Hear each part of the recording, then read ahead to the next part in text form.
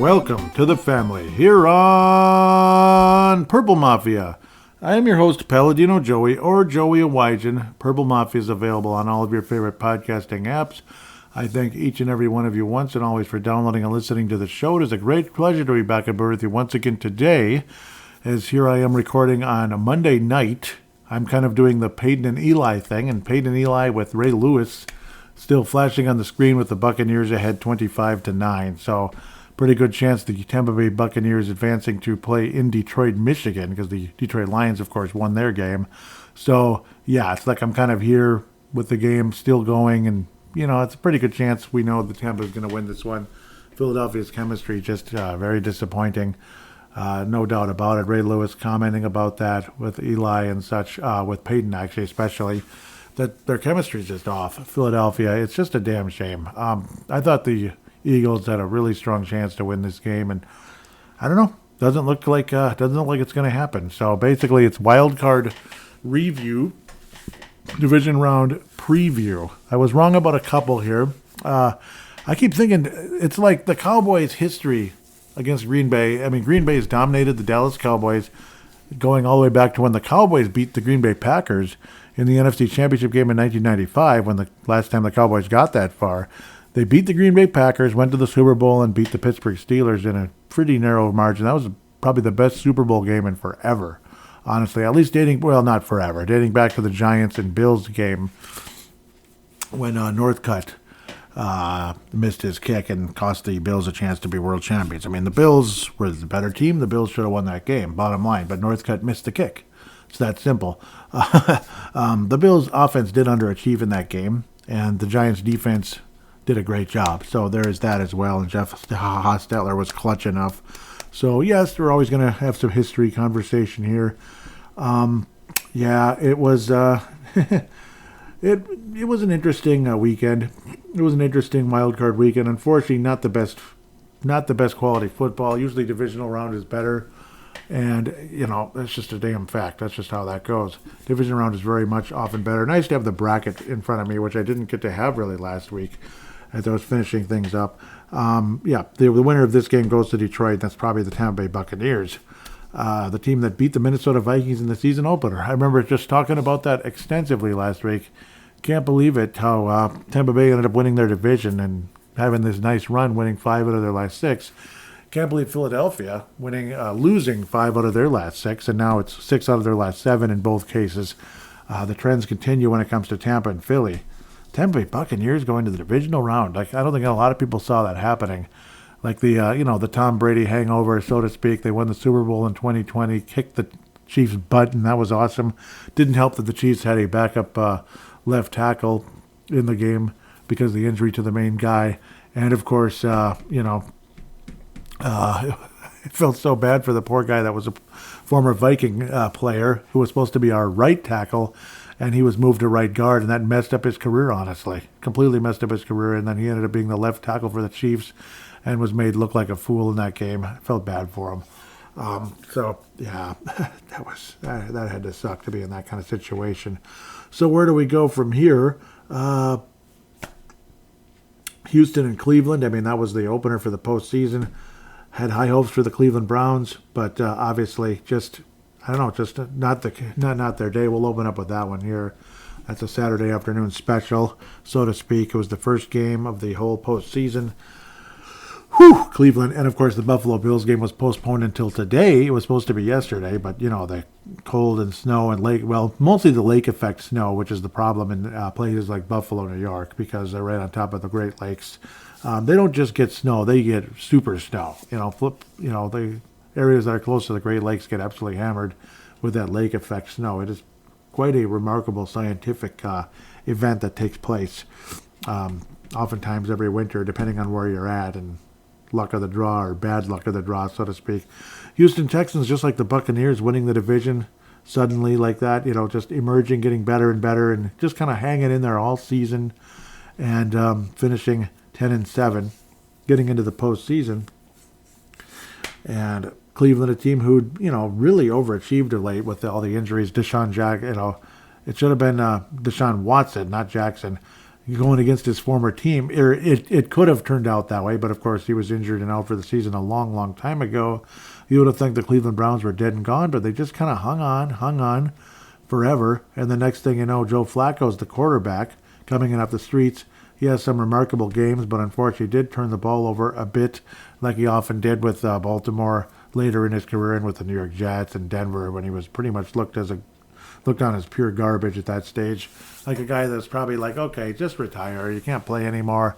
At best, you're like a third stringer. And who wants to be a third stringer coming off of Super Bowl championship in the past and NFC or AFC championship games and such? Joe Flacco's whole career was played in the AFC, interestingly. I was hoping the Vikings could have picked him up because, look what we dealt with. Though Nick Mullins ended up being the best of the backups other than his terrible turnovers, particularly in Detroit, which helped steal the deal for the Detroit Lions and all that. And thankfully for their sake, they're still living. Flacco might have been an interesting pickup for the Vikings, but that just never happened. Sad truth is things probably would have ended the way they did for Cleveland should the Vikings have made the postseason with the wild card, maybe in Dallas or something. That could have been what would have happened. The Vikings don't match up well with the Dallas Cowboys, particularly the last couple of years. It would have been ugly, I think. But Green Bay is what they are. Green Bay Packers are cowboy killers, and we'll talk about that coming up shortly here.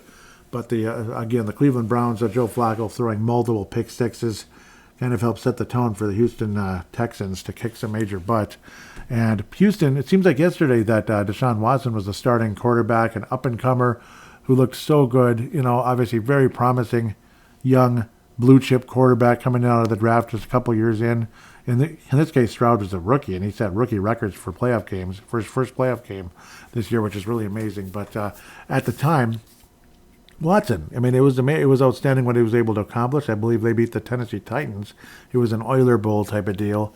It was a pretty convincing win for Houston in a similar fashion where they had home field, but had an inferior record, so to speak.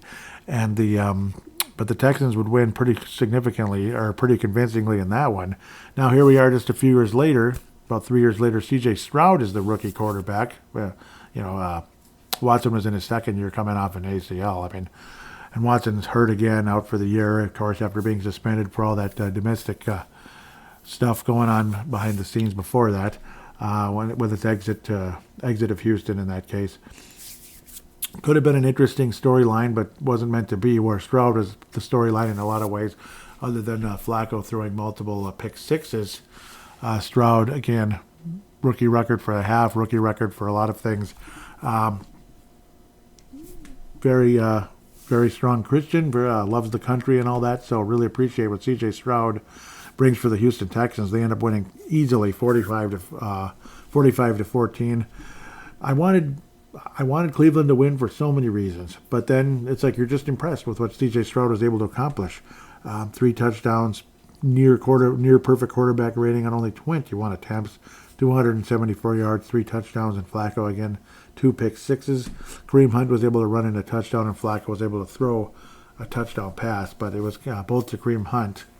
So if there's such thing as fantasy playoff football, Kareem Hunt had multiple touchdowns, good for him, but only a couple of yards to go with it. And the Houston Texans defense combined with their great offense and rookie coach DeMarco Ryans and rookie quarterback C.J. Stroud, things look insanely promising. The future looks insanely bright in Houston. Houston Texans, anything could happen. The sky's the limit in the next couple of years here. Tampa Bay crushing now. Officially, the blowout is on. It is now 31-9. Another touchdown for the Tampa Bay Buccaneers. Philadelphia Eagles completely disoriented, and now the fans are wearing the Charlie Brown bags over their heads. The paper bag, the lunch bag over their head type of deal, like Charlie Brown originally. That's where all that started. Good grief, basically, is what that means. Or some other words. But another situation where a team with an inferior record hosting a team with a good record that failed to win their division and kind of fell apart later in the season is getting crushed on the road in the wild card round. Defending NFC champions, and man, they missed winning a championship by such a narrow margin. Now it feels like light years away. Gosh. I don't know. It's sad. It's very sad. But good thing I came on the air here. Last thing I want to do is record tomorrow morning and feel all kind of, I got to get this done and I got to go to work. Nah, let's do it tonight when my wife's not here. It's easier to record without anybody around. It's awesome. Again, happy MLK to everybody out there. MLK Day, obviously. So, Houston winning convincingly in this game. And their future does look bright. I mean, considering who they have to play next week, let's see if they can pull off an insane upset. Last time the Baltimore Ravens had the number one record in football going into the playoffs, they didn't win a single game. So in the postseason, it was pretty bad. Baker Mayfield's enjoying the most success he pretty much ever has in the postseason, other than I believe they beat the Steelers a few years ago. That was quite impressive, but then got crushed by the Chiefs in the division round. I hated that. God, I hated that so much. And that was when I just started to dislike the Chiefs. Thankfully, the 49ers took care of those sons of biscuits. Or was it the Bucks a few years later? I can't remember if that's when it was. Or like a single year later. Somebody took care of the Chiefs. I forget who it was. Or if the Chiefs went on to beat the 49ers in the Super Bowl, which was a bummer, no doubt. Jason Kelce, a lot quieter guy, isn't he? A lot quieter guy. He's not making an ass of himself on a daily basis, but of course, the one that gets all the attention is the one that makes an ass of himself. God, I hate that. It's sad what it is. It's very sad. But again, Houston advancing to play Baltimore, so we'll get to that later in a minute. An easy win for the Houston Texans. Kansas City, Miami. Should I jump into that one next? Kansas City and Miami. Oh, yeah, Kansas City, Miami. What the heck was this? It was bad. It was awful. Saturday was 2 AFC games. You'd think you'd have an AFC and NFC, but it was both AFC games. The Dolphins, again, that's the other one. Another one where they had the division won, and then they didn't win the division. They wind up having to go on the road, and it's not a good matchup for, it's just not a good situation. Miami Dolphins are what they are. They're a warm weather team, and a lot of times these warm weather teams, there's a reason why they don't go to the Super Bowl and win it, because it is what it is. It is what it is. They don't have success. They just don't have success when you go on the road in these cold weather situations. And you don't really think about cold weather with Kansas City, but when you look at the temperature/wind chill weather map across the United States, it's literally like a tsunami of cold that came crashing down from it's literally shaped like a wave. Obviously, the coasts are slightly warmer, but down the middle, like Kansas City, Minnesota, down to Kansas City, and even into Austin, Texas, 15 degrees, Austin, Texas.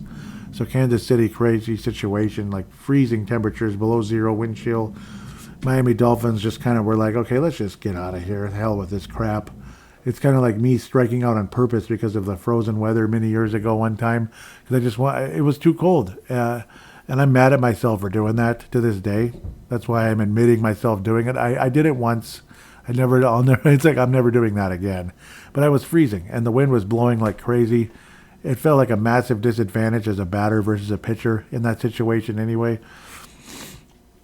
Yeah, that was weak. I'm mad at myself for that, but that's pretty much what the Dolphins did. They struck out on purpose in a lot of ways. It's like, whatever, we're toast, and I don't know. I say don't bow down to Kansas City. I say beat the crap out of them.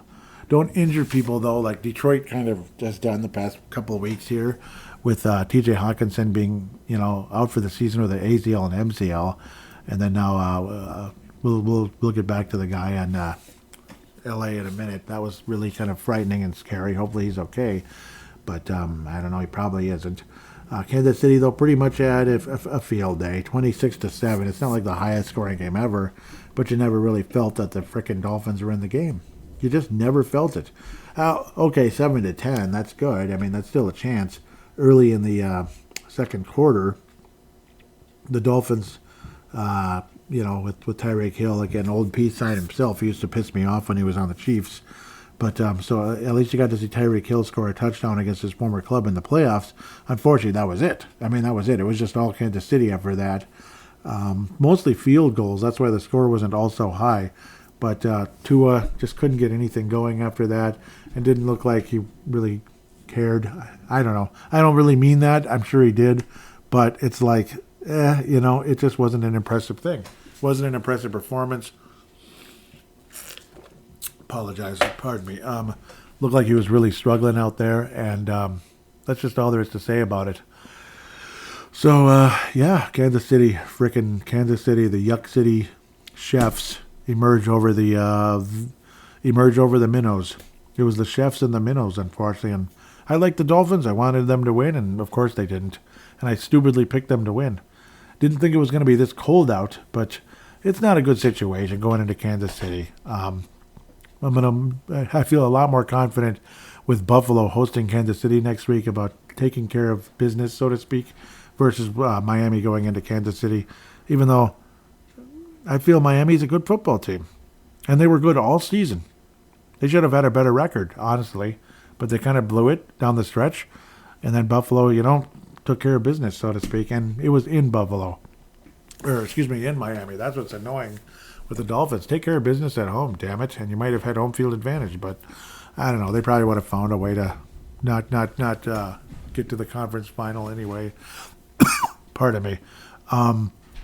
Unfortunately, a Bills fan was shot and killed, though, in Miami, interestingly, so that's really terrible. That was something that was in the news the next day. Also, I'm going to probably bring this up. I might as well bring this up now, since it was definitely a week of historic coaches going away, basically. Yeah, you saw Nick Saban supposedly retire. We'll see if he comes back at somewhere. We'll see if he comes back somewhere at some point. But Nick Saban retiring from Alabama. They got to the the BCS playoff, whatever, like they do every year, basically every bleeping year. Lost to Michigan, who ultimately won the national championship. We'll see if Jim Harbaugh ends up becoming a head coach in the NFL. Apparently, he has interviewed with the Los Angeles Chargers so far, and not too surprising that that's one of the teams, and that's the first one to do so. Bill Belichick and the Patriots part ways. Crazy, but actually before that, Pete Carroll and the Seattle Seahawks part ways. That's another big one, huge one. But both Bill Belichick and Pete Carroll getting into their early 70s. Are they done? Probably not, especially Belichick, who apparently interviewed with the Atlanta Falcons today. So they're the first team to interview Bill Belichick, of all people, for the vacancy. So with the absolute mess going on with Atlanta last week, that was kind of weird. The Saints kind of running up the score along the way, kicking their butts, and then the coach getting pissed off because the players intentionally just kind of, instead of doing victory formation, ran into the end zone. And you got to see that take place, and the Atlanta coach being pissed. But Dennis Allen saying, hey, they just disobeyed me and did whatever they wanted. So I apologize, and you have a right to be pissed off. So I like Dennis Allen. The Atlanta coach obviously kind of crazy and pissed off, but I don't know. Unfortunately, he was blown out and lost his job right away right after that. A lot of people kind of figured that would happen. And, we'll see if Bill Belichick is the Atlanta coach. Maybe Kirk Cousins winds up in Atlanta. That's a conversation that's going to be taking place here in the not-too-distant future. Obviously, no immediate news other than Kirk Cousins saying, God's blessed me with, God's blessed me financially. And it's about the, it's not about the dollar amount. It's more about his role, so to speak. Like, how things are put together, like the terminology and the commitment to him and all that. So we'll see if Kirk Cousins winds up being the Vikings quarterback for the next year or two. But mock drafts looking more and more like the Minnesota Vikings will wind up with one of the blue chip quarterbacks at pick 11. So we'll get back to that in a minute. I probably could have opened the freaking show with that, and I probably should have. But we'll get to it here in a second. It's mostly playoffs right now rather than looking at the NFL draft. But the Chiefs win comfortably over a Miami team that just, I don't know, feel like a fish out of water, basically. That's pretty much what they were. I mean, isn't that about it, though? A fish out of water? No pun intended. That's pretty much what it was. Detroit, Green Bay, wow. What did I just say? Detroit and Green Bay? Well, yeah, they both advanced for the first time I've ever seen happen. This is the first time I've ever seen, as a football fan, Detroit and Green Bay advance in the same season. First time ever. Many times back in the day when Detroit made the playoffs, or a few times, 93 and 94 when Detroit made the playoffs. When I became a full-time fan in 92, Green Bay and Detroit would ended up kicking off in the wild card round, and Green Bay won both of those. So there's that. They would end up having to play each other, and Green Bay won both of them. Brett Favre, a very young Brett Favre, leading the Packers over Rodney Peete, and eventually Scott Mitchell and such with Detroit later on. Both, because in 91, Green Bay didn't make the playoffs. So, yeah, Green Bay was kind of in transition there the year before Brett Favre came. He was a rookie with Atlanta at the time. So, Dallas Cowboys hosting the Green Bay Packers, 7th seed. They make the playoffs by the skin of their teeth with a nice hot run at the end of the year, but that kind of stuff matters. Dallas was relatively hot. They beat Detroit by the skin of their teeth to win the division, and Philadelphia collapsed, and man, they collapsed all right, getting crushed in Tampa. Fans already exiting the building, want to move on with their night, I guess, and all that. Want to avoid the crowd, which sounds like something I'd like to do. Absolutely, I cannot stand crowds, and I don't like to be stuck somewhere. I just don't, like stuck in a ramp or whatever. You just get claustrophobic, I bet, when you can't get out. You can't move. It's ridiculous. So let's get the hell out of here and beat the crowd. Anyhow, Dallas Cowboys were romped all over the place by the Green Bay Packers. I don't like either team. It's nice to see either one of these teams lose, so it's not like, oh, bleep the Packers. I hate the Packers so much. Yeah, I hate the Packers, but I hate the Cowboys too. I've hated the Cowboys since I first saw them play. It was like, God, I hate this team. I mean, back when I was barely even a football fan, I already hated the Cowboys. That's how quick it was. I actually kind of liked the Packers back then a little bit at the beginning because I was kind of, I didn't really get the border battle all that much. I thought it was kind of fun. Like, we're in the same division, and they're our next door neighbor. And then it's like, by 94, it's like, okay, yeah, these Packer fans are annoying as hell. I hate the Packers now. And then as they got better and better, the cockiness went off the charts. Yeah, that kind of thing. So then, yeah, the Packer hatred began and stuck around forever. But certain teams just kind of have the other team's number, particularly in the postseason. The Packers had the 49ers number back then, like the early days. Like they beat San Francisco in 95, which was a huge shocker on the road when the 49ers were the defending Super Bowl champs. Green Bay beat San Francisco on the road. It was an insanely impressive win. As Packers were really emerging in 95, and clearly there was something going on. And then they got beat by Dallas, kind of like it just wasn't their day. NFC title game. I still remember seeing Reggie White. He was furious. The camera went on him, and he wanted to run and beat up the cameraman. It's like, get out of here, because he was sitting there kind of like, sad, heartbroken. They lost, and he's pissed off. I get that camera out of here, basically. I would be the same way. I'd hate that. Like, I don't want a camera on me when I'm sitting there kind of almost crying. That's embarrassing, and it's angry. It makes you angry. But that's pretty much the last time the Packers were defeated by the Dallas Cowboys in the postseason. I mean, that's pretty much been it. It's been Green Bay, Green Bay, Green Bay, Green Bay, Green Bay, Green Bay. Pretty much has been. And then you had a similar situation with the Packers beating up on the 49ers in the playoffs, knocking them out in 95. And then the Packers beating them again in 97.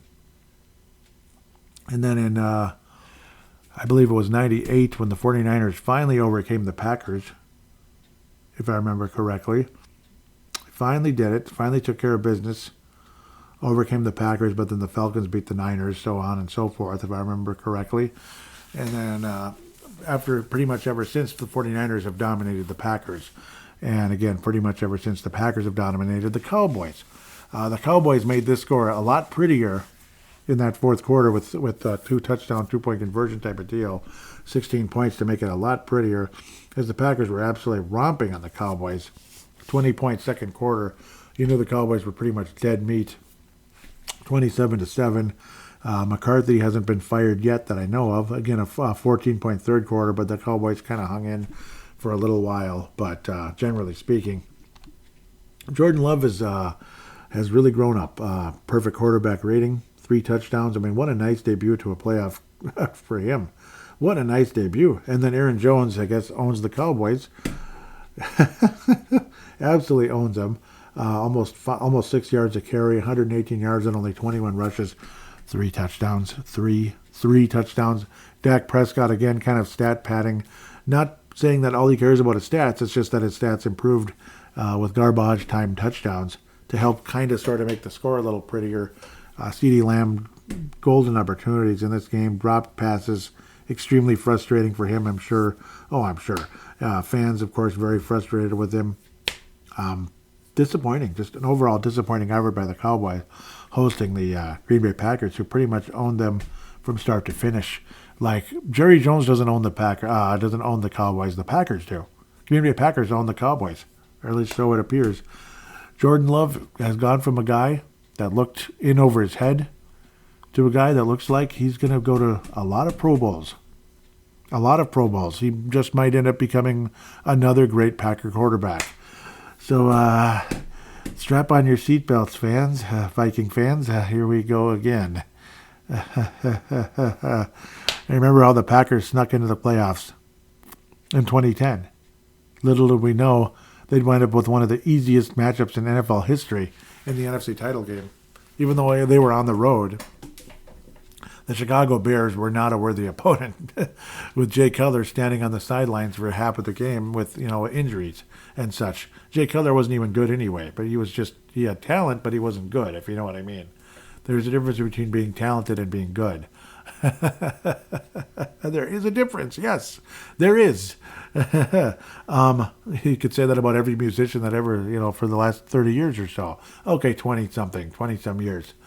Yeah, they might have talent, but they're not good. They might have talent. I don't even know if they really have talent. I truly doubt that. Jordan Love, though, obviously there's something there, obviously. And he kicked our butts, and he kicked the Cowboys' butts. I'd sure like to see Kirk Cousins kick the Cowboy butts, too, but unfortunately, that just didn't happen the past several times the Vikings played the Cowboys. The Cowboys own us. The Cowboys are like the New York Yankees to the Twins. That's what the Cowboys are for the Vikings. So that's the sad part. If this was us in Dallas, we probably would have gotten killed. It probably would have been a similar score, but on the Dallas side of things, which is really annoying. Just think about how annoying and frustrating that is. And how Green Bay romped all over them. And how, again, like I keep repeating myself, it would have been the opposite. Think about it. It probably would have, because history repeats itself in this sport. If you didn't notice, history repeats itself. Do you remember what happened in these games against the Dallas Cowboys? It was just, like Micah Parsons just ran all over us, cut us apart, strip sack, made us look like dimwits. Cowboys had 0 sacks against Jordan Love, 0. Packers had a couple on Dak. And Dak, Dak is definitely not the kind of guy I would want to invest my future in for like the next 10 years, like $300 million or something crazy like that, which is pretty much just about what Dallas did. I don't know. That's another guy, talented, but is he actually good? Is he actually a killer? You're not going to win a Super Bowl with Dak Prescott. You're not. He's going to have some success, but it's limited. At best, you're going to have a 500 playoff record, with him. You're going to maybe win the wild card round and then lose in the division, because the Cowboys don't go to the NFC title game anymore, especially when Green Bay's waiting for them one way or another. Like I talked about, so many times in this show, when Aaron Rodgers made the Cowboys look like complete idiots, drawing them off sides and was laughing, and they just kicked their butts. And that's when I first started appreciating Aaron Rodgers more and more. I mean, he made them look like idiots. He was just kind of laughing, like, this is fun. They were jumping off sides like a bunch of nitwits.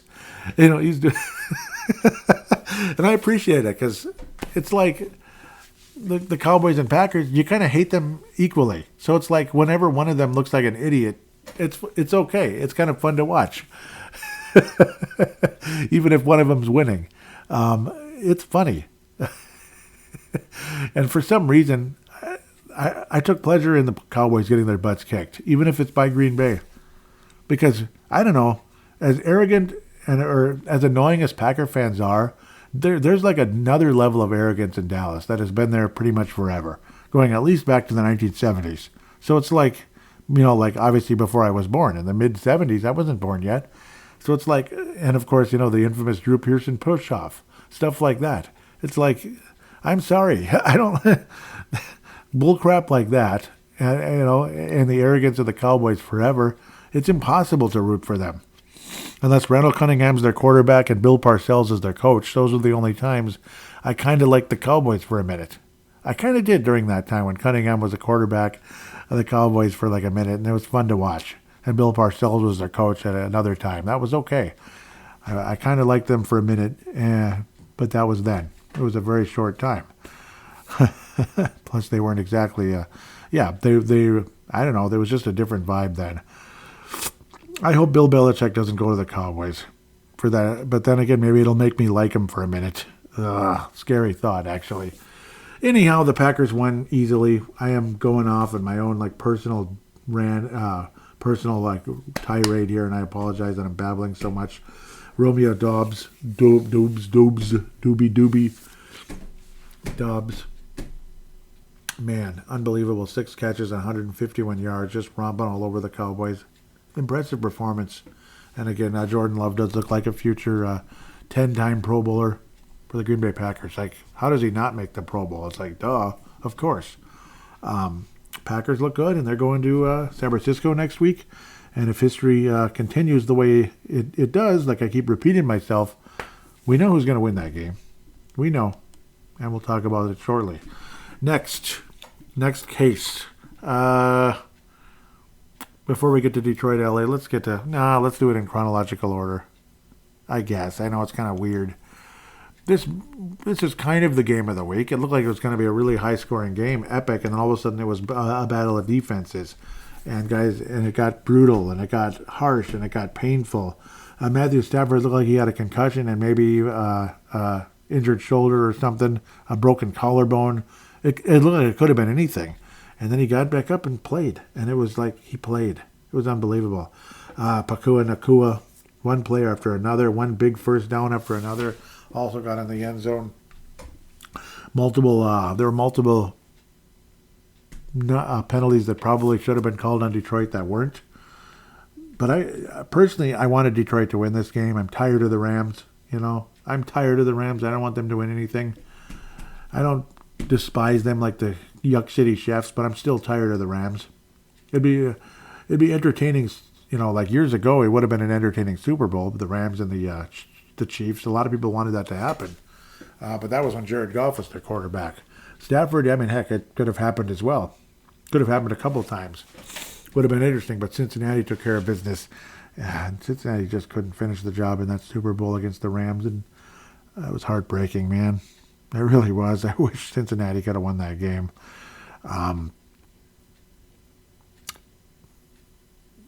This was a pretty entertaining football game, and Stafford, you got to have a ton of respect for him. Detroit's defense didn't force a turnover on the Rams, didn't force a turnover from Matthew Stafford, because occasionally he'll do that. He's definitely a gunslinger.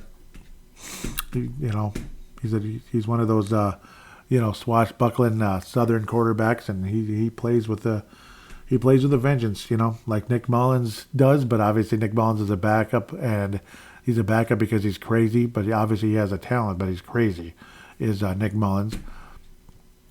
But, like the Favres, the Jeff Georges and such, that just, they play with that extra, attitude, I guess you could say. Of course, George, he wasn't he was not nearly as physical and gritty as Stafford and Favre and guys like that. Stafford, it looked like a concussion for sure, just a stare. But Pakua Nakua, he was clearly, what was it, a helmet-to-helmet hit that should have been called on Detroit. And then Tyler Higbee, yeah, he was only targeted once, but that was it was a very low blow by was it Joseph on Detroit? That was Kirby Joseph. What the heck, man? Low blow on Higbee, just like a low blow on our guy, T.J. Hawkinson, that ended up being an ACL and MCL. That's devastating. That's a devastating injury on T.J. Hawkinson, going right down the knee. It's just unbelievable. And and it was similar. He was upended, hitting the knee, upended, got up, and then was like, nope, that's pretty much what happened with T.J. Hawkinson, where Higbee limped off the field, but very gingerly. So we'll have to wait and see what happened there. Clearly, you could see the knee bend. I'm not sure if it's going to be as severe as T.J. Hawkinson, but we'll have to wait and see. Is there any information? Terrible Tyler Higbee injury update. Okay, well, what's the terrible suffered a brutal knee injury? Okay, that sucks. Yep, ACL. Yep. So the way you saw it move, that had ACL written on it. Interesting how Laporta's knee bent almost the same way, but it was like a grade 1 sprain of the MCL. So my goodness, Laporta dodged a bullet. I mean, I thought he was out for the year. Like I thought it was going to be like, we'll see you hopefully in September, hopefully. Where Higbee, that's an ACL. Yep. So I just wanted to make absolute sure. That sucks. Yeah. So so Kirby Joseph now has 2 ACLs on his low blow. Has caused 2 ACL injuries now with those low blows, which I think should have a conversation. That's messed up.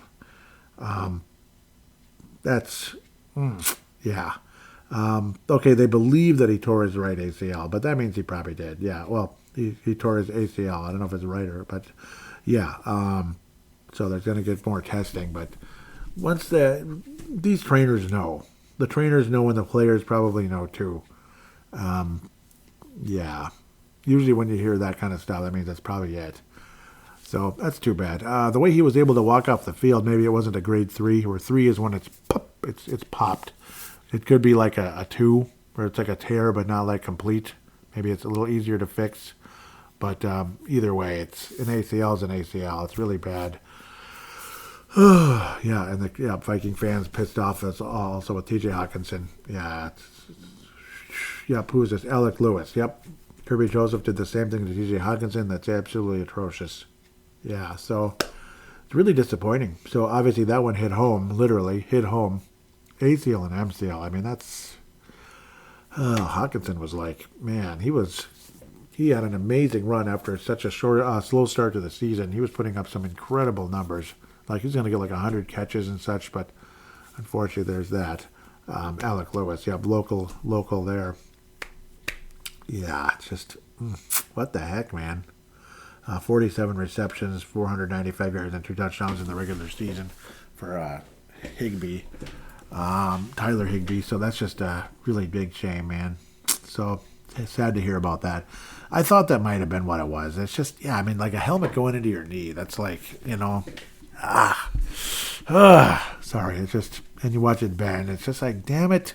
You hate seeing stuff like that.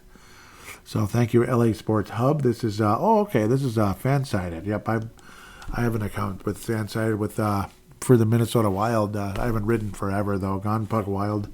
I haven't ridden forever. I wonder if my account's still active. It'd be kind of cool, yeah. So yep, I even work for the same publication, but that's too bad though. Damn, that's too bad. Yep, Rams Wire. So, yeah, it's not good. They should probably suspend Joseph, I think. That's Kirby Joseph. That's messed up. That kind of stuff just can't be happening. Luckily for Laporta, again, he played. It was a grade 1 sprain on the MCL, and he played. So must be very microscopic tears. Hopefully they healed up enough that he's going to be okay in terms of Laporta. But it's just ironic how Sam Laporta, who also had a touchdown in the game, dodges a bullet and plays. And then the Detroit player who made the hits injures 2 guys out for the season. All tight ends. Every one of them is a tight end. So it's just ironic. Higbee not quite as big of a star as some of these other guys, but still a valuable piece. Hawkinson's a big name. Laporta replaced Hawkinson in Detroit and has had an awesome rookie year. So I don't know. It kind of sucks, but that kind of got me sidetracked here. I'm going down a major rabbit hole, but it's an important talker in the NFL right now. These low hits. That's bullcrap, honestly. Kind of stuff shouldn't be happening. Why am I watching tennis? Even though it's in Melbourne, and I like Melbourne tennis. playing some tennis in Melbourne, Australia, in case Vince Shimano's listening. Sorry, I'm kind of weird. It is kind of ironic too, and it's like, yes, it's the big time storyline. Jared Goff going against the team that that gave up on him, rejected him, because they wanted the big name guy who happened to be the Detroit quarterback, who had a lot of near misses in the postseason. And one of the teams was Dallas. Yep, when Detroit would lose, Detroit lost to Dallas in those playoff games. They'd make the playoffs with a good record, but just not win the division because Green Bay was just so great. And then, those great seasons by the Packers. And Detroit wouldn't make the playoff, or Detroit wouldn't advance, and they wouldn't advance. Matthew Stafford, so frustrated beyond belief, gives it everything he's got. 3rd and 13 against the Vikings, and so I find a way to rush for a first down. That son of a gun, drove us crazy. Number 1 overall pick by the Lions years ago, after an 0-16 record. So of course they had the number 1 pick in the draft, and that was Matthew Stafford. And great career with Detroit. Goes to L.A. for Jared Goff. And, it's like, here, you can have our guy. And, we wanted to get Matthew Stafford to go for a big run. And they did. They ended up winning the Super Bowl after a slow start to that season. Coming back against holding on to a lead, taking an early lead on the Bucs, dodging a bullet as the Bucs should have beat them. But then the defense took over. San Francisco kind of grinded out back and forth NFC title game. 49ers should have won that one, but they didn't. And Garoppolo choked and all that stuff because that's Garoppolo for you. Because he just does. He's not that good. Donald, swallowed him up. And then similar, unfortunately, with Joe Burrow, who Cincinnati had that game, and they just couldn't finish the job. LA took a late lead. And, and then Donald swallowed him up. Okay, and LA got their championship, and Matthew Stafford got his ring. But then you had him going up against Detroit, and of all things, losing in Detroit in the playoffs, that just kind of figures. Poor guy, as they finally got to host a playoff game for the first time since '91. This is the first time. That's not true. That's not true. '93 they hosted it for sure. Yeah, not '94. '93 they hosted it, and the Packers went in Detroit and beat them because they were just better than that Detroit team. This Detroit team was able to hang on by the skin of their teeth, but unfortunately, again, some penalties that probably should have been called. The defense was giving up some chunk plays and such. Pakua Nakua, his first playoff game, 191 yards and a touchdown. Definitely a rookie of the year kind of a guy. Incredible numbers. This game was really something to watch. Amon-Ra St. Brown had some huge plays that set up Detroit touchdowns and then ultimately set up the win, where Detroit could finally pull out the victory formation, run the clock, and celebrate their first playoff win in, 33 years. So it's a long time. It's a long wait. 32 years. It's a long wait. Detroit ultimately would get romped by the Redskins in the NFC title game and then would not come to the Metrodome. Imagine if Detroit got to play in the Metrodome against the Bills. That would have been kind of cool. But instead it was the stinking Redskins, and then they won with Mark Ripien at quarterback. How exciting. That was such a boring game. God, that was such a boring game, and I did watch that. That's the first Super Bowl I watched the whole thing. It was boring. I was like, oh boy, I hope football's not like this all the time, but sometimes that's the way it is. It's a bad matchup, plain and simple. And Detroit ended up surviving this one. Despite, we'll see what happens next week. But, they're going to definitely be hosting the Tampa Bay Buccaneers, who are very well coached, I think. I think Todd Bowles does a good job. Baker Mayfield is another guy who's been a reclamation project, you could say. He's, after being a number 1 overall pick, just like Jared Goff, moving on to a new team and having some playoff success with that team. With a nice, strong finish. And to think this team won the Super Bowl just a few years ago, Tom Brady at quarterback.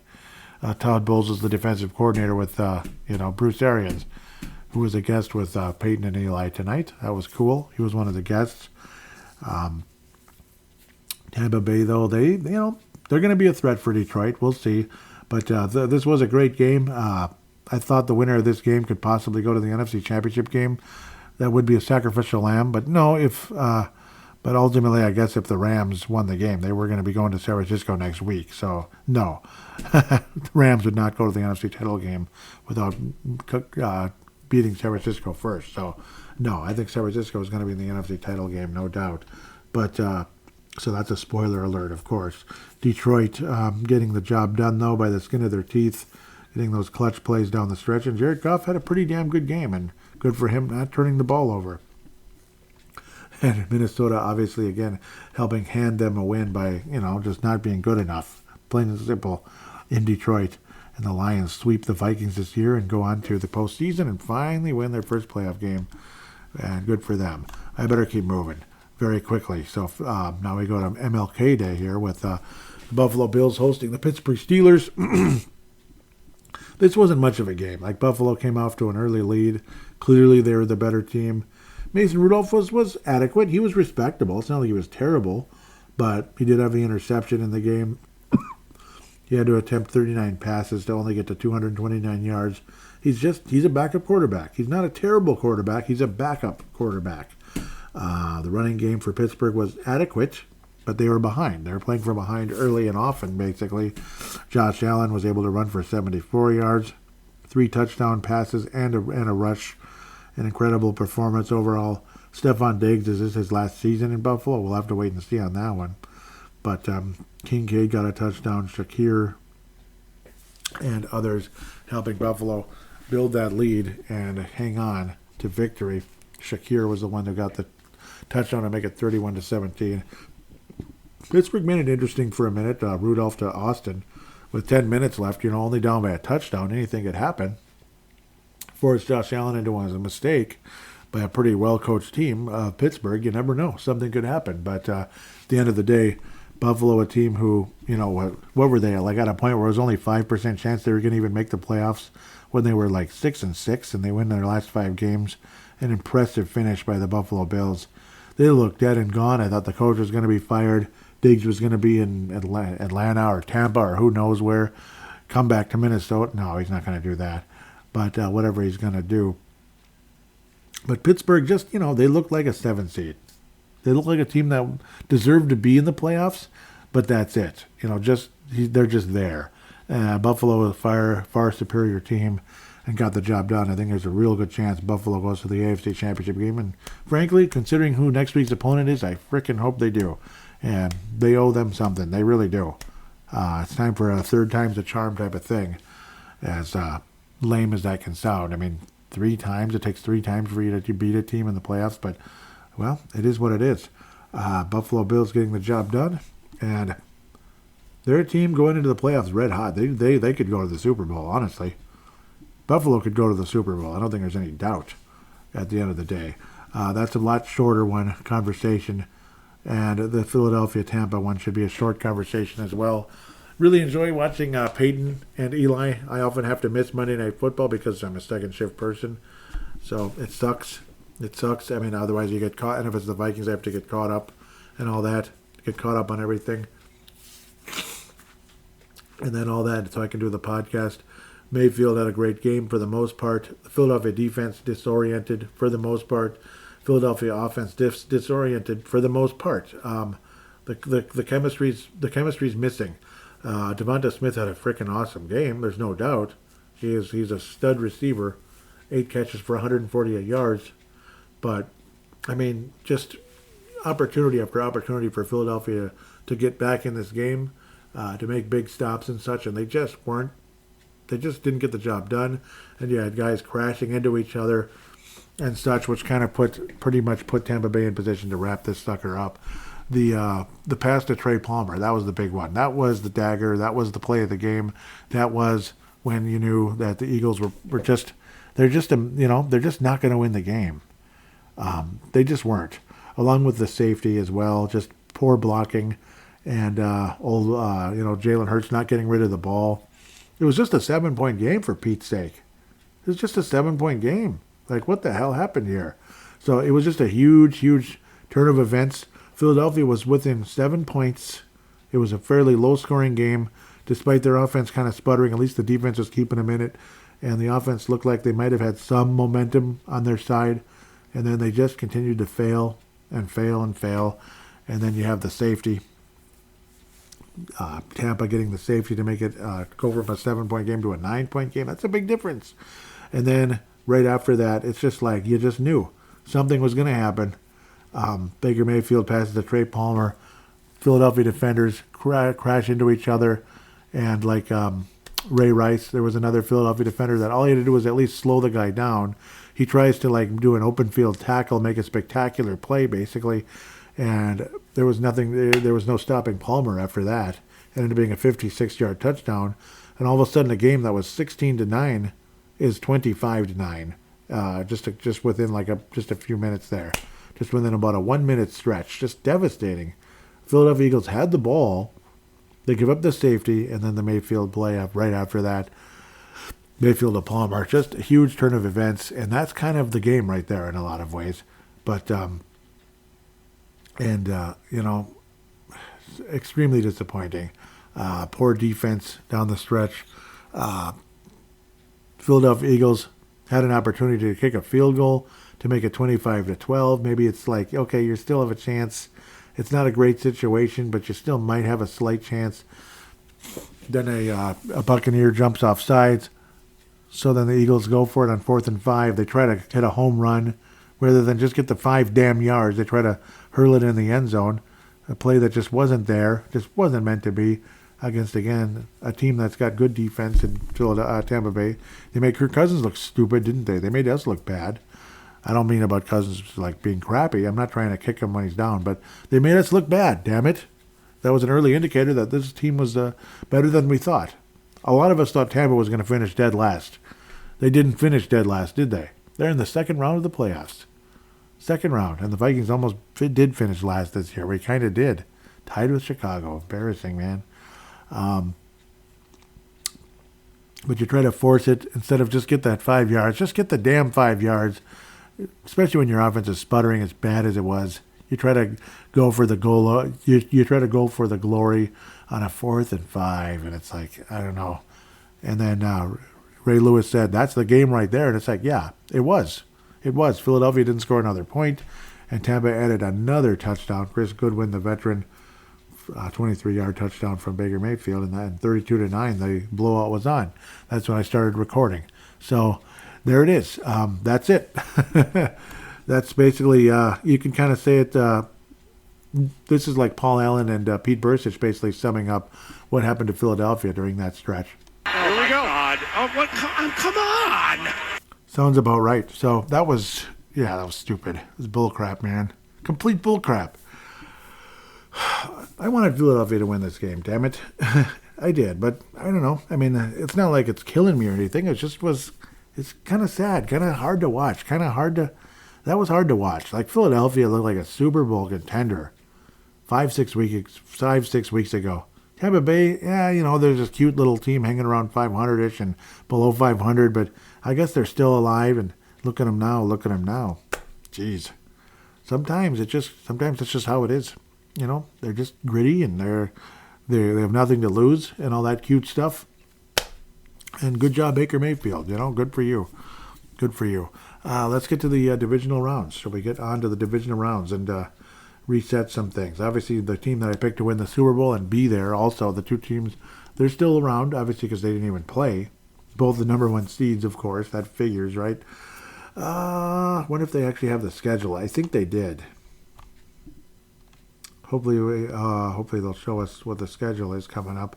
But Baltimore and Houston, well, there it is. Baltimore and Houston in the AFC should be an epic battle, no doubt about it. This one is Saturday. Yep, that's what I thought. 3:30 ESPN. So this probably is the opener.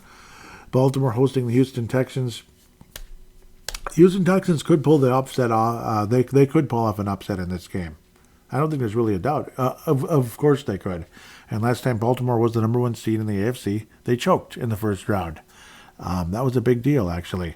I'm trying to remember who beat them. Was it Cincinnati? A few years ago? That might have been the Cincinnati Bengals. I think it was, actually. An insanely impressive win. Baltimore just looked unprepared. It was a mess. And it was similar to kind of like the Eagles almost today. Kind of. Not as bad, but similar. It was like, what the heck happened here? Houston could win this football game. With that said, I think Baltimore is a well-oiled machine. I think they should win this game. I think they absolutely should. It's just Houston reserves the right for an upset here. But it's like, if Houston does win, I am not claiming that I picked it. But I will say, yeah, it will be like, yeah, I'm not overly surprised if they do, per se. But I am going to pick Baltimore in this game. I think Baltimore is just the better team. Obviously, you have Lamar Jackson. He's not the spectacular statistics all over the place or anything, but he did rush for 821 yards. Pretty remarkable numbers at the end of the day. 5 touchdowns, obviously. 368 passing yards, 24 touchdowns, 7 interceptions. They're not the sexiest numbers ever. Stroud over 4,100 yards. That's fantastic. Only 5 interceptions on the air. I mean, you know what? If anybody could upset the Baltimore Ravens in the divisional round, it's the Houston Texans. It wasn't going to be the Dolphins or anybody like that, depending on what the matchups were going to be. Buffalo could beat them too, though. I mean, I think the one team that won't beat them is the Chiefs at the end of the day. They had their little day in the sun. I think they're going to pay for it now in a big way. Injuries and such. Detheridge, undisclosed, questionable. He's a tackle. Nick Broker, guard, inactive. Coach's decision. But that was this past week, though. Noah Brown, wide receiver, questionable. So, interesting. Kevin Zeitler with a knee out. That's Baltimore. Jordan Swan, questionable. Jaquan Amos. But this is like, these are, yep. But that's kind of the situations going into the game and such. Baltimore, obviously, they have a great offense, generally speaking, but a really good defense as well. They lead the league in rushing yards, number 1 in the league. They lead the league in sacks as well. So it's a great pass rush, and they run the ball super well. They get a lot of interceptions, 3rd in the league. So it's definitely an intriguing matchup. They're also the most stingy team in the league, only allowing 16.5 points. So I just think the veteran team beats the I think the veteran team, with all these great numbers and such, takes care of business over Houston. So at the end of the day, I do have Baltimore in the AFC title game. Shall we continue with the... let's stay in the AFC. Let's just kind of do them side by side. I'd like to do them... I'm going to do them in chronological order. Let's see, what's the next game? How dare they put San Francisco Green Bay right away? But I guess, so you're going to have both number 1 seeds play on Saturday. That's funny. But San Francisco, Green Bay. I mean, Green Bay looks like a threat in this league. They do. And they're going to be a threat, I think, for a while. So here we go again, Viking fans. Isn't that just great? Don't you just feel warm and fuzzy thinking the Green Bay is going to be good again for a long time? Again? Well, maybe they won't be. It probably won't last as long as Rodgers and Favre, but it might. I hope not. But it might. San Francisco, though, they have a young quarterback as well. Jordan Love and Brock Purdy's numbers are almost interchangeable. That's frightening. Oh, my God. They both threw 11 interceptions. Jordan Love actually has one more touchdown pass to Brock Purdy, 32-31. That's interesting, isn't it? That's extremely interesting. Christian Watson, wide receiver, questionable for Green Bay, so on and so forth. Jair Brown, safety, out with the knee, but that was back, January the 5th. San Francisco is number 3 in the league in points. Green Bay's only 12th. Total yards, San Francisco is 2nd. Yep, they have pretty impressive numbers. So, I mean, there's a reason why they're the number 1 seed, even though they had some mediocre performance down the stretch. Number 1 in the league in interceptions. Green Bay is one of the weakest. So 31st in the league is Green Bay. San Francisco is number 1 on the planet with interceptions. So I just think the San Francisco defense is probably the difference maker. Other than the offense, obviously, is insanely talented. It's a great offense and a great defense. Christian McCaffrey, such a complete player, 1,459 yards. Just sick. 14 touchdowns. That's rush yards, not including his receiving yards. Brock Purdy, 4,280 passing yards. Jordan Love, 4,159. Yep, impressive.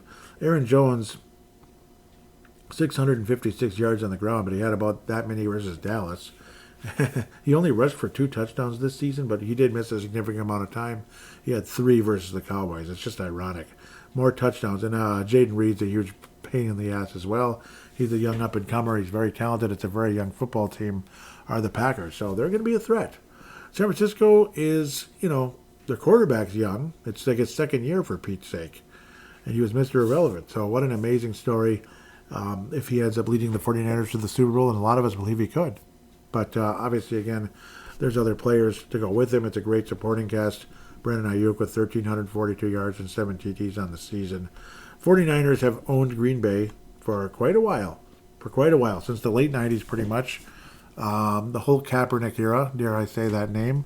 The whole Kaepernick era, they owned him.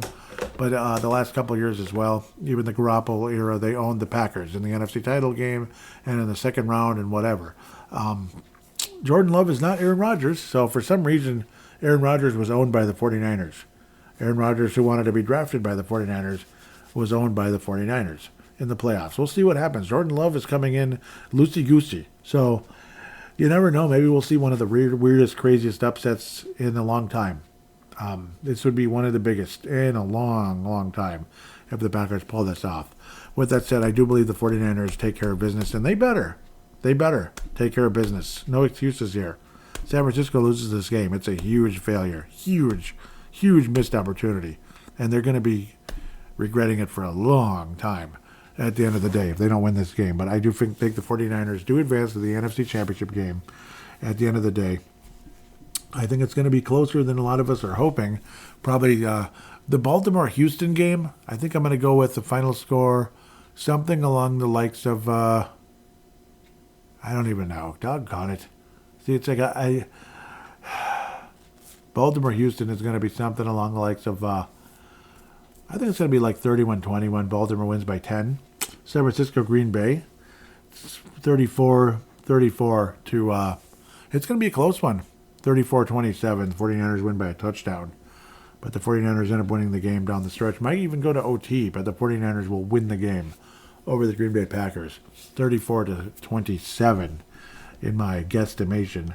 The Chiefs and the Kansas City Baltimores. Okay, what am I talking about? Who knows what I'm even talking about? The Chiefs, the Buffalo Bills are hosting the Kansas City Chiefs thanks to them getting the number 2 seed. So it's probably a good thing that Buffalo won that game versus Miami last week, because if they didn't, and obviously that was a dumb prediction on my part, picking Miami.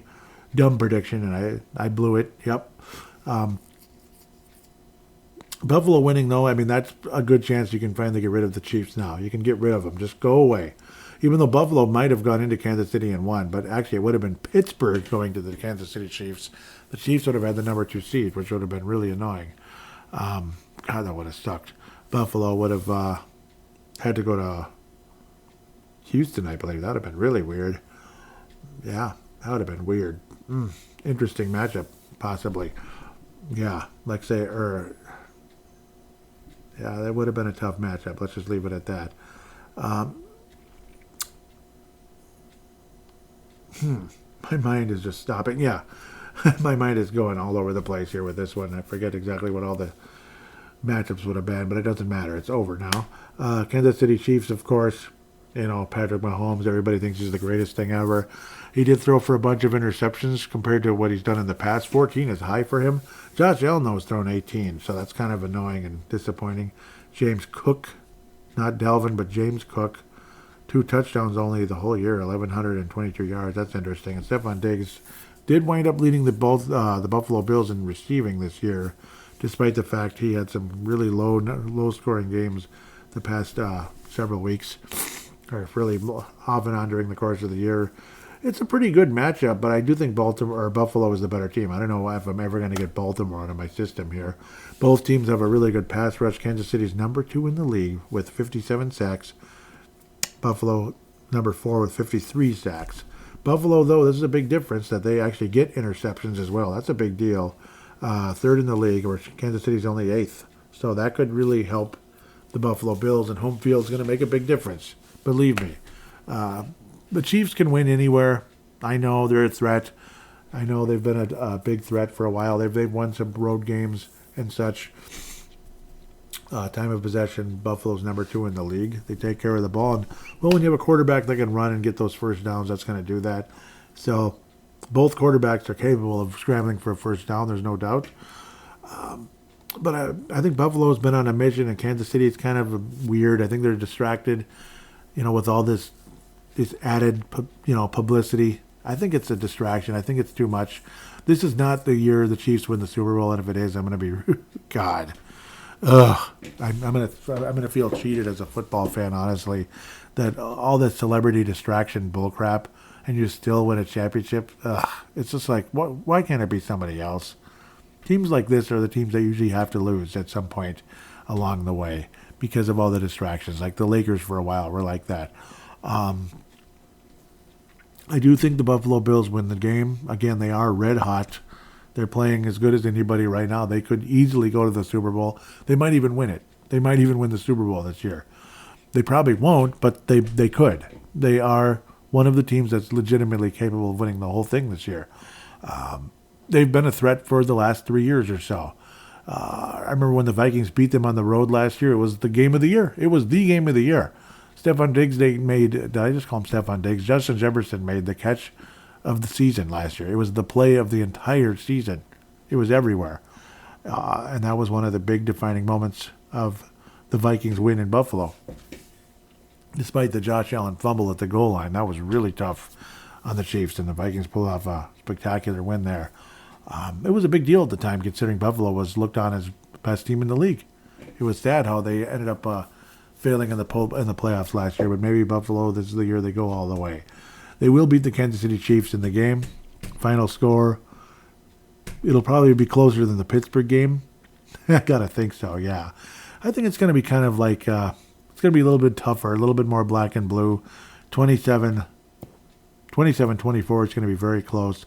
But Buffalo finally overcomes the Chiefs. The Chiefs have owned Buffalo, unfortunately. But partially, though, the Chiefs were heavily favored. They were at home. They were, en route to championships and such, or at least getting to the Super Bowl. So that was kind of the way things went with the Chiefs and the Bills and such. It was frustrating, and you hated seeing it happen. Like when they went to their first Super Bowl and beat the 49ers, they killed the Bills in that AFC title game. And then the next year they beat the Bills again. Ugh, that was disappointing and sad. But luckily the Buccaneers destroyed the Chiefs, but didn't help again that the left tackle was out. That's a big difference. Mike Remmers was the guy who had to replace him, and I felt bad for that poor guy. I do feel bad, considering what happened here in Minnesota. We helped screw up his career, playing him out of position and all that, and having to play guard. That's tough. It hasn't really recovered ever since we signed him from Detroit, Mike Remmers. But the Bills will win the game by 3 points. It's going to be close. It's going to be a battle, back and forth. But Buffalo gets the job done. Kansas City, does not win the football game. Hallelujah. Detroit and Tampa. Not necessarily the feature presentation here. Probably could have been San Francisco, Green Bay. In a lot of ways, I think next week the feature presentation is Buffalo, Kansas City. I think so. I think that's the feature presentation. But the Buffalo Bills will play the Baltimore Ravens in the AFC Championship game in what will be an epic battle. Tampa Bay versus the Detroit Lions. Are you kidding me? One of these two teams is going to go to the NFC Championship game. It's in Ford Field. I think, yep. So with the Lions hanging on by the skin of their teeth against the LA Rams, my prediction is going to be correct. The Detroit Lions are going to the NFC title game. I don't think Tampa Bay wins at Detroit. I don't think so. They could, but I think they're a lot better at home than they are on the road. Detroit obviously is a good, pretty good home team, and they are better than their record. Honestly, they are. It's just that the Rams were so freaking hot. They might have gone to the Super Bowl. That's how hot they were. You never know. I mean, they look freaking dangerous. Jared Goff, an amazing season, though. I mean, let's be honest. Credit where it's due. 4,575 yards, 30 touchdowns, 12 interceptions. David Montgomery, very clutch. Former Chicago Bear, 13 touchdowns. Goal line threat, where they do utilize the running game, despite the fact they utilize that passing game. Dan Campbell is one heck of a gunslinger of a coach. Swashbuckling gunslinger. Amon St. Brown is absolutely elite. 1,515 yards, 10 touchdowns. Amazing year with 119 receptions. Big plays, even though they're doing that weird Honolulu blue hair thing. But at least it's just a Detroit Lions thing. It's not I'm a weird guy looking for attention, So that's the cool part. Rashad White, 990 yards and 6 touchdowns on the season. Mike Evans is like the leader of that team in a lot of ways in Tampa, particularly on the offensive side. 1,255 yards with 13 touchdowns. Mayfield had a great year. 4,000 yards, 28 touchdowns, 10 interceptions. He had a great season. So it's two guys who were number one overall picks for their respective teams. Goff had more success than Mayfield. He took his team to the Super Bowl. Now, again, that defense was freaking awesome. And there were other great offensive players, and he has the great offensive mind in Sean McVay, who unfortunately lost patience as Goff kind of got worse and worse after that Super Bowl loss to the Patriots. Yes, they lost to the Patriots in the Super Bowl. By this, it was two great defenses going at it, to be quite honest. My goodness, Philadelphia was 0-11 on 3rd and 4. What the flip? 3rd and 4th down. Yep, it's an amazing stat. Sirianni might have coached his last game for the Eagles, and to think he almost won the Super Bowl last year. It's just amazing how things can change so dramatically. It's a shame. It is. A lot of people don't like him. I don't know. I don't really have a huge problem with him. But then again, I don't know. I mean, he's done something has gone awry in Philly, and it's not pretty. Unfortunately, a lot of shaking heads and frustration throughout the game. But no, Detroit is going to win this football game. I don't have a whole lot of doubt. As impressive as Tampa looked today, I think it's going to go significantly different in Detroit. Maybe I'll be proved majorly wrong, and you'll see a Tampa-San Francisco conference final. Wouldn't that be crazy? It'd be crazy. Or Tampa-Green Bay. That'd be weird. Well, Tampa would host it and possibly go to the Super Bowl, or maybe it's... I think if the Packers go to the... let's just put it that way. I have a prediction about that. I'm going to come back to it here in a second. Because there's always that NFC... there's always that one game in the divisional round that defines everything. And I mean everything. I don't think it's this one. I think the Detroit Lions do win this game and do get to their first NFC title game since the last time they advanced in the playoffs. They go back to the NFC title game at the end of the day. They're going to beat the Buccaneers I think it's going to be a high-scoring football game, even though you'd think it shouldn't be, though, with Todd Bowles as it's an offensive coach versus a defensive coach. So it shouldn't be like that at the end of the day. Now I'm going to change it. Well, it's going to be scoring. There's going to be scoring in the game. But I think Detroit gets to 28 points at the end of the day with that prolific offense and the gunslinger ability. And the Buccaneers wind up with 20. I think the Lions win by 8. The Lions get the job done. And they advance to the NFC Championship game, where they will kick off against the San Francisco 49ers. So my semi-hot take here, the winner of the San Francisco-Green Bay game, are you ready? Wins the Super Bowl. Yeah. The winner of the San Francisco-Green Bay game wins the Super Bowl. If the Packers somehow get past the 49ers, they win the Super Bowl. It'll be like Aaron Rodgers all over again in 2010. Yep. So if somehow Green Bay puts it together and gets the job done, they win the Super Bowl. It's probably the stupidest, craziest pick in the history of the world. Imagine an epic Green Bay and Buffalo Super Bowl. That'd be kind of fun to watch. But we might see San Francisco and Buffalo in the Super Bowl. There's a pretty good chance that's going to happen. I'm still going to stick to the Harbaugh Bowl rematch with San Francisco winning it. So with San Francisco, I do pick them to win the game and to win the Super Bowl at the end of the day. But I got a feeling, a lot of people were thinking, the AFC wins the Super Bowl this year. Maybe it'll be Buffalo. Maybe it'll be Baltimore. Maybe it'll be the Houston Texans. Who knows? Maybe it will be the Houston Texans. Maybe they will go all the way. But I think the winner of Green Bay San Francisco is a Super Bowl champion. So there's always that magical game. And sometimes, a lot of times I'm right about these for whatever reason. Not always, but a lot of times I am. I remember way back in the day, was it Baltimore versus the Tennessee Titans? Brian Billick said the winner of this game wins the Super Bowl. Baltimore this was in 2000. Baltimore went into Tennessee, beat them, and won the Super Bowl. That was just the divisional round, folks. Pretty gutsy prediction. And there's a lot of times during this divisional round that there's that magical game where whoever wins that game ends up going all the way and winning it. And it could be either team. I think it's San Francisco Green Bay this year, which is the weirdest thing probably ever. A lot of people might be thinking Baltimore or Buffalo and Kansas City. Others might think Baltimore, Houston. I don't think anybody's thinking Detroit or Tampa wins the Super Bowl this year. But I guess stranger things have happened. The New York Giants being that bottom seed and winning it not only once but twice. It's pretty wild, but proof that anybody can do it. But I don't know.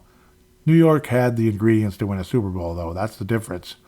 They had a good running game. They had a phenomenal defensive line. They had a good offensive line. And they had a clutch quarterback. They had a clutch quarterback who's like NFL royalty. Just the name Manning is NFL royalty, no matter how you look at it. At the time, people didn't look at Eli that way, but he ended up becoming that. And well-deserved. So there are my predictions. With that, we're going to take a very quick break and come back for a fan interaction segment. Very busy show. I didn't think I would talk this long, but wow, that was fun though. I enjoyed it, and I hope you did as well.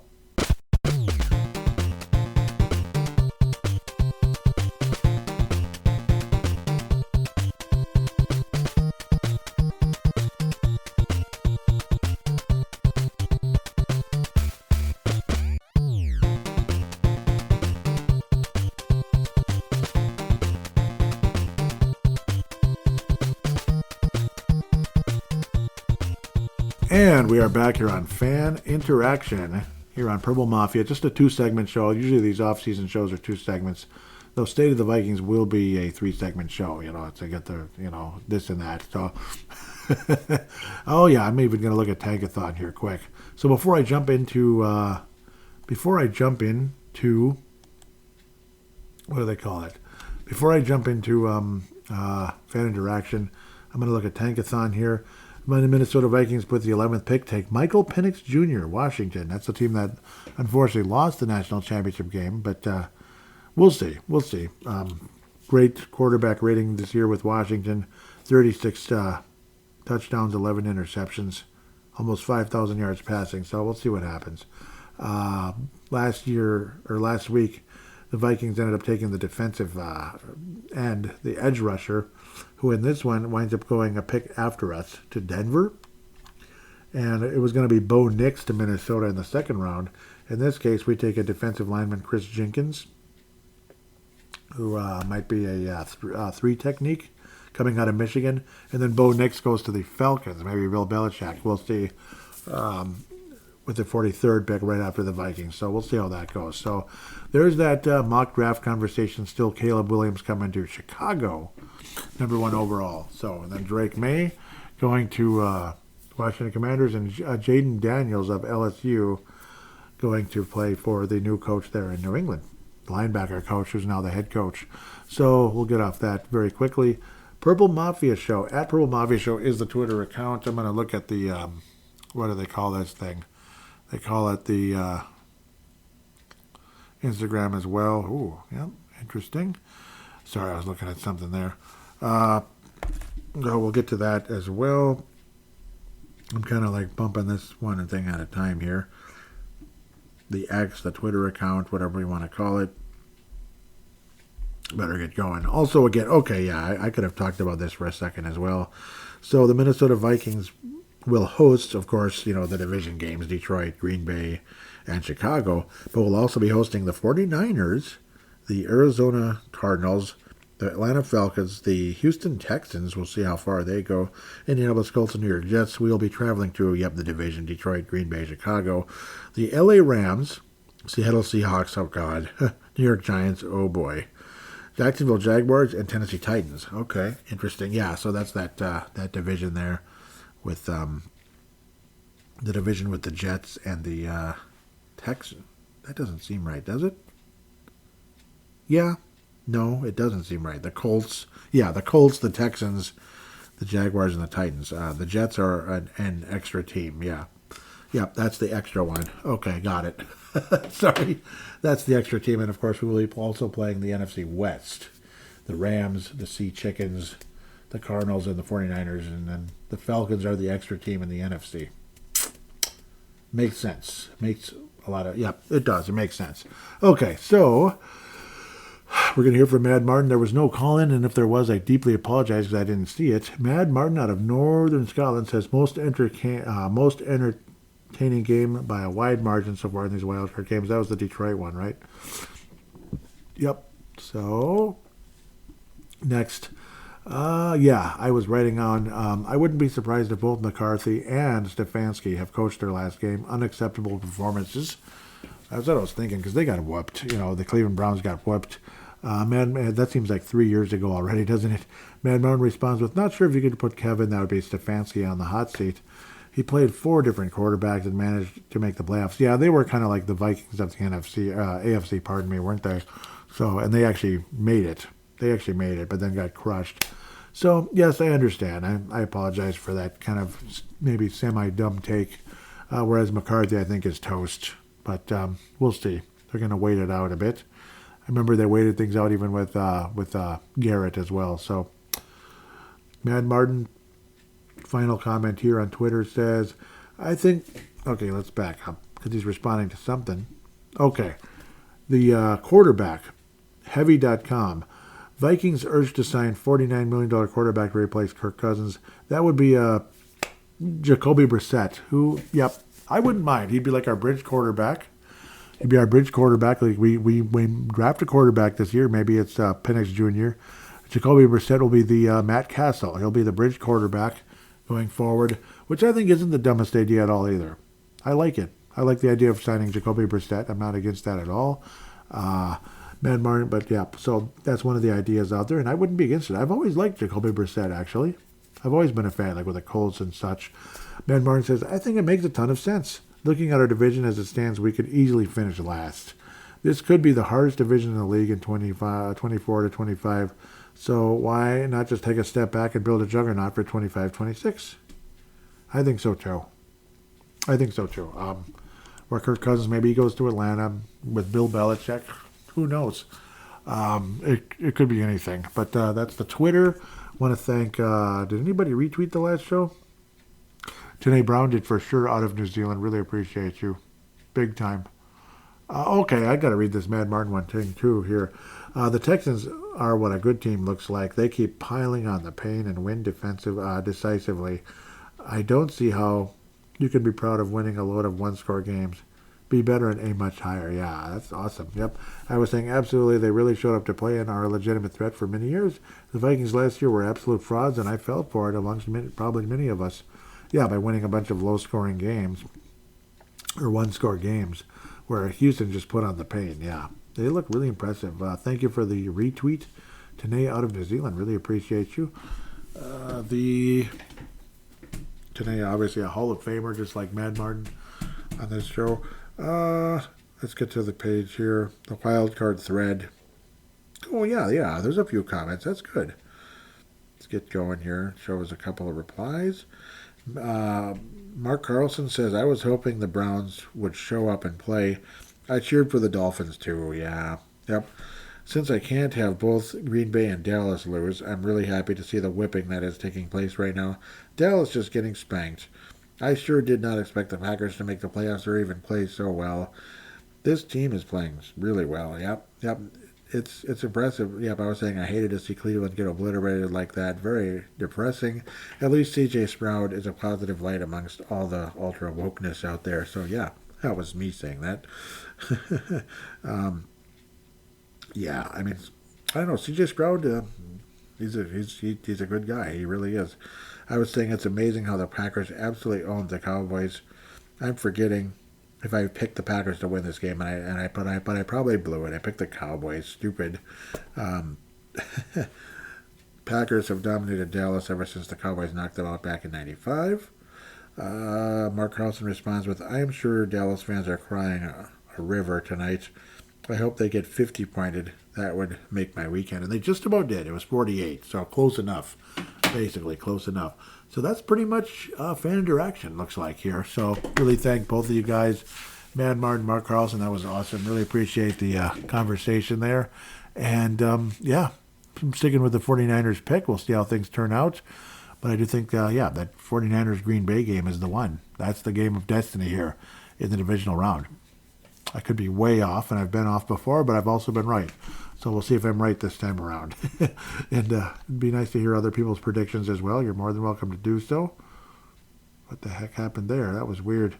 Yeah, nice block by Hurts. That's what that was. This about sums up the effort on the field tonight by the Eagles. Hurts didn't even block the guy. He just kind of stood there and watched things happen. That's the Eagles. Yep. That was the Eagles. Their chemistry is gone, and it's really kind of sad. Disappointing. Tampa Bay celebrating, and off to Detroit they go. They have championship pedigree, and Todd Bowles has done a damn good job too. So good for him. Oh yeah, Todd Bowles' last 2 playoff wins have come versus the Eagles. Yeah, it's impressive. Todd Bowles, good job. I would say he has job security right now in Tampa. At least at the moment. I mean, why the hell shouldn't he? It was a very impressive season, considering, they moved on and all that such. It was such a disappointing year last year, and look at them now. They look pretty good. With that said, thank you so much for listening to this show. Sorry if I made it longer than I probably should have, but I don't know. I mean, this was a fun weekend, even though there were some crappy games. There were some good ones, too. And there's a lot of really good stories going into next week, so storylines and such. So really appreciate you listening to the show. Please tell your friends about it. Please put out, put 5-star ratings on Apple or Spotify or whatever it is, whatever app you use that allows you to put a positive rating for the show. Please do if you could. Don't be afraid to call in via voice, what do they call that, audio submission, like Mad Martin has done, Mark Carlson has in the past. Would love to hear from Brent Jacobson again. It's been a long time. Oh, speaking of which, I do believe there was some interaction actually on Facebook via my profile, because that's the only way to get interaction on actual Facebook now, because the stupid page never came back. I might have to recreate the page, which is the dumbest thing ever, but I might have to do it, and what a shame that would be. It's kind of heading that way, because what else can I do? I did have interaction, so here it is. I'm going to read them. I think it's only fair. You guys commented, why don't I read it? So Brent, just in case, hopefully he's still listening, he says, go Miami, Buffalo, Detroit, Dallas, Tampa, and Cleveland. Right, Kevin Godspeed? Kevin Godspeed says boo, because of course he wanted the Packers to win, and I did too, honestly. I like Dallas even less. Yep, I noticed you didn't want the Chiefs to win. Yeah, neither did I. Bleep the Chiefs. But I think he likes the Chiefs too, Kevin. So they're kind of going back and forth. Leland says Detroit. It's like, yeah. Brent said, I wouldn't mind seeing them win. So, yep, I'll just have fun with all you. So, is that everything? I think that is everything. But yeah, it was a fun little thing. Unfortunately, it died quickly, unfortunately. But I really appreciate the comment, though. And it's nice to hear the name Brent Jacobson again. It really is. For that alone, you get a Bronze Star. And Leland as well. Leland, I missed you, man. I really miss Leland.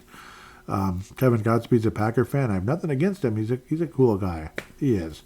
Shout out to Kevin Godspeed there. I wouldn't mind him interacting with this show, honestly. Why not? Have a little Packer-Viking conversation. Leland, I miss you from Iowa. Oh, I think he got in the Hall of Fame, didn't he, last year? Oh, man, I miss you, Leland. All because of the stupid Facebook page. So in case you're listening, Leland, yeah, that's what's happening. If you have been listening, you probably know, because I've probably repeated it 50 times already. So, again, maybe get on Instagram, or I'll try to post them on here, too. It's probably the only way to do it, to get some interaction. Otherwise, recreate the Facebook page from scratch, which is kind of sad. But, that's just kind of how that's going to have to go. With that said, have a nice week. It's happy MLK Day, even though it's super late now. By the time you're listening, this is probably over. But still, just acknowledging it at the very least. Acknowledging the day and acknowledging the man. So, with that said, have yourself a wonderful week, and we'll be back for Division Round Review and Championship Sunday Preview.